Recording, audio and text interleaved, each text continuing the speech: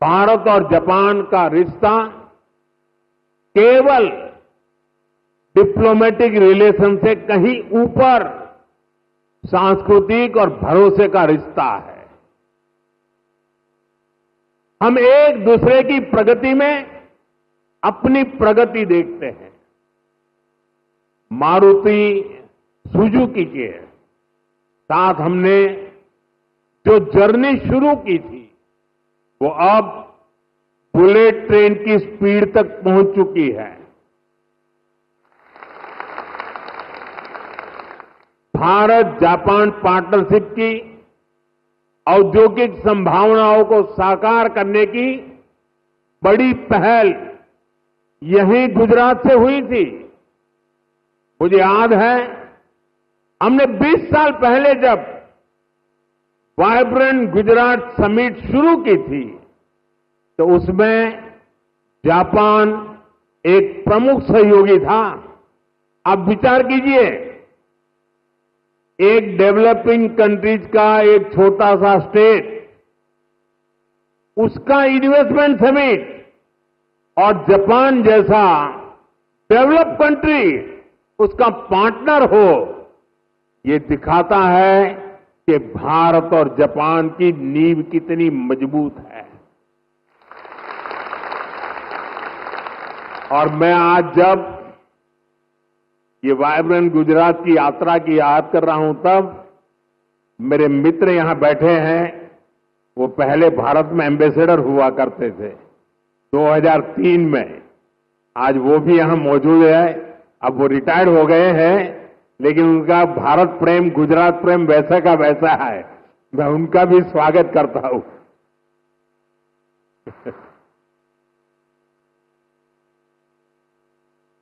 गुजरात के लोगों ने भी जापान के लोगों का उतना ही आत्मीयता से ख्याल रखा।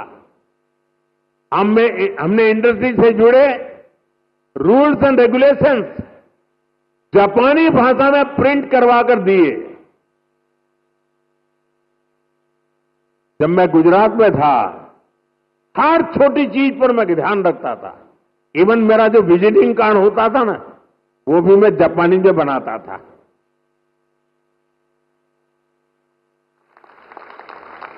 जो वीडियोज बनाते थे हम प्रमोशनल, वो वीडियो को भी है जापानी भाषा में डबिंग करवाता था। यानी मुझे मालूम था कि मुझे इस रास्ते पर बड़ी मजबूती से आगे बढ़ना है। और मैं सभी राज्यों को कहता हूं, आसमान खुला है भैया, आप भी मेहनत करो, आओ मैदान में, बहुत फायदा होगा।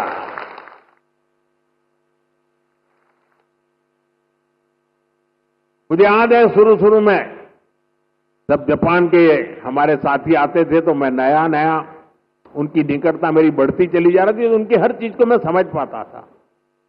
मैंने देखा है कि जापानी लोगों का एक नेचर है कि उनको अपना जो कल्चरल इकोसिस्टम है वो उनकी पहली प्राथमिकता होता है। उसमें जापानी फूड चाहिए।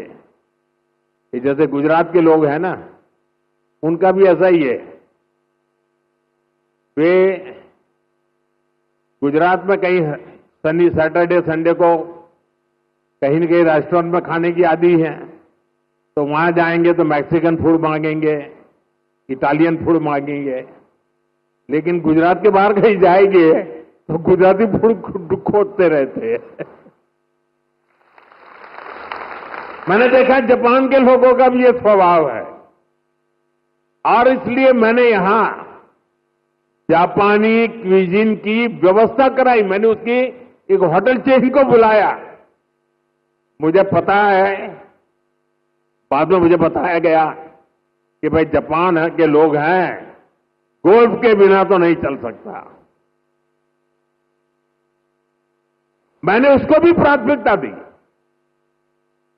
और अपने जापानी साथियों को ध्यान में रखते हुए हमने, जो गुजरात में गोल्फ का नामो निशान नहीं था, 7-8 नए गोल्फ कोर्स डेवलप किए। देखिए, विकास करना है, इन्वेस्टमेंट लाना है, दुनिया को आकर्षित करना है, तो हर बारीकी पर देखना पड़ता है। और हमारे देश में कई राज्य हैं जो करते हैं। जो राज्य पीछे हैं, मेरा उनसे आग्रह है कि आप भी हर बारीकी को अवसर समझिए और विकास की नई दिशा पकड़िए। इतना ही नहीं साथियों, हमारे स्कूल में, हमारे कॉलेजेस में, हमारे यूनिवर्सिटी में बहुत बड़ी मात्रा में जापानी भाषा सिखाने को प्राथमिकता दी जा रही है। बहुत सारे जापानी भाषा सिखाने वाले टीचर्स आज गुजरात में भी है। कई स्कूलों में जापानी भाषा सिखाई जा रही है।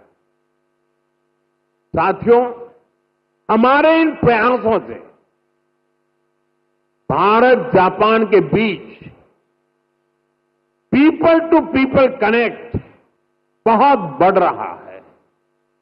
स्किल और ह्यूमन रिसोर्स से जुड़ी एक दूसरे की जरूरतों को भी हम पूरा कर पा रहे हैं।